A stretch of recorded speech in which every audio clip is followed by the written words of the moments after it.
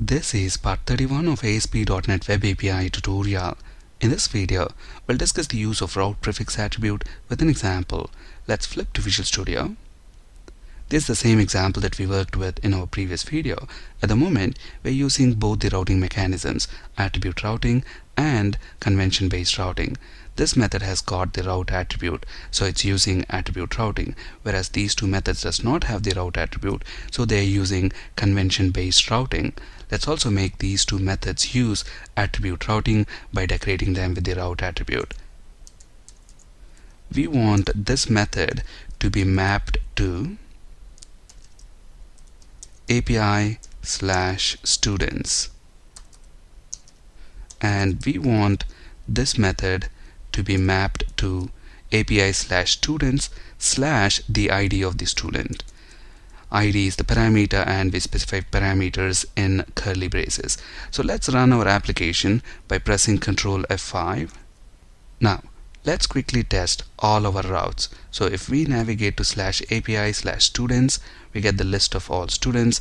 If we provide a specific student ID, we get that specific student details, and along with the student ID, if we use this literal string courses, we get that specific student courses. So at the moment, all our action methods are using attribute routing. And if you look at the routes, notice every route has got this common route prefix, API/students.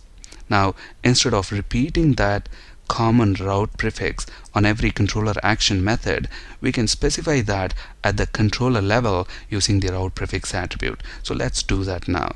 So at the students controller level, let's use route prefix attribute,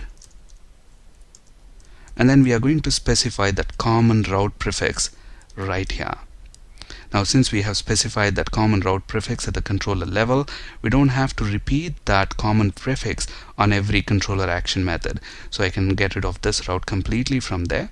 And here we only need to specify the ID parameter. And here along with the ID, we also need to specify that literal string courses. So let's give our solution a build and quickly test if all the routes still work the same way as before. So if we issue a request to this URI, we get student 2 courses. If we remove the courses literal string, we get student 2, and if we remove the ID, we get all the students. So all the routes are working as expected. Now sometimes we may have to override this route prefix. Let's understand that with an example. To the models folder, I'm going to add another model. So let's add another class. Let's name this class file teacher. This teacher class is going to have two public properties. The first one is ID, and the second one is the name of the teacher.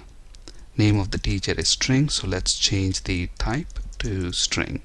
And within our students controller, let's create a public method, and this is going to return IEnumerable of teacher objects, and let's call this method getTeachers.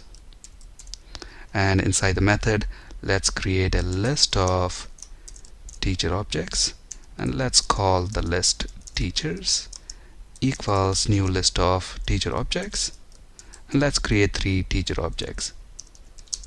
New teacher object, and this teacher object has got 2 properties, ID. Let's initialize this to 1, and let's initialize name to Rob. Similarly, let's create 2 more teacher objects. In the interest of time, I have already typed the code, so let's copy that and specify it right here. So we've got 3 teachers, and all this method is going to do is return that list. Now what we want to do is, when we issue a request to /API/teachers, then this method should be called, and we want the list of all teachers. So to do that, we may be thinking, okay, let's decorate the getTeachers method with this route, /API/teachers, and let's see if this works. Let's give our solution a build and issue a request to /API/teachers. Notice we get an error. It says no HTTP resource was found that matches the request URI /API/teachers.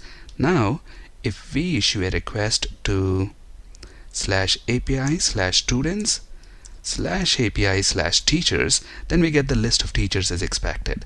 That's because of this RoutePrefix attribute. So at the controller level we have API/students, and to that RoutePrefix it's appending this URI /API/teachers. That's why when we issue a request to this URI we get the list of teachers. So there is definitely a need to override this RoutePrefix attribute. To override the RoutePrefix attribute, all you have to do is use this tilde symbol.